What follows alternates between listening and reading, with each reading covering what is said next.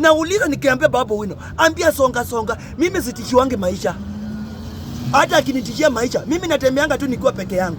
Akitaka mtafute watu wenye mnatafuta, wakuje waniue. Niko ready.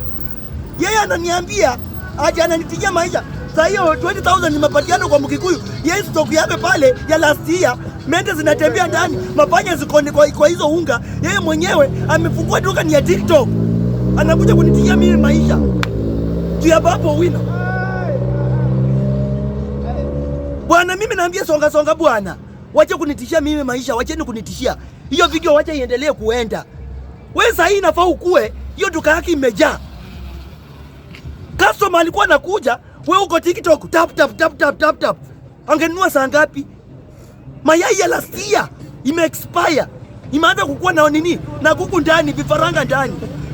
Alafu unanitishia mimi maisha. Unanitishia mimi maisha juu ya Babu Owino.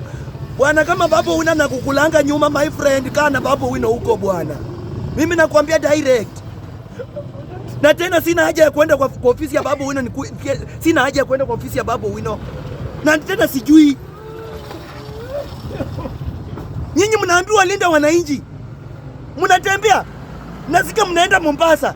Nyinyi mumlindi wananchi, mnalinda Mount Kenya, mlindi wananchi bwana. Mnalinda Mount Kenya si wananchi. Mimi nasema hata kama mimi nasema nikirudia hivi leo. Najua William Samoei Ruto ni mbaya, lakini hata kama ni mbaya, lakini angalia vizuri. Kuna vitu zingine anafanya na zingine hafanyi, hatujakataa. Lakini mtu anachukua 1.5 yenye inafaa afanye, hapa Embakasi kazi, yeye kazi yake ni kwenda kupatiana Wakikuyu pesa huko, alafu juu amejua ameoa Mkikuyu. Akishalala na yeye kwa papacha sikia ni moto, anakimbia Ukikuyuni kwa Kameme FM. Anaanza kupatiana pesa. Alafu akipatiana pesa, kuna mtu amekaa hapa na nini? Na nini? Na wholesale lingine imekaa ya 2 years, vitu zime-expire kila siku, anakuja kunitishia. Bwana, TikTok kama ndio inakulisha na kutetea Babu Owino, rudi nini? Tandaria. Uende uendeshe forklift.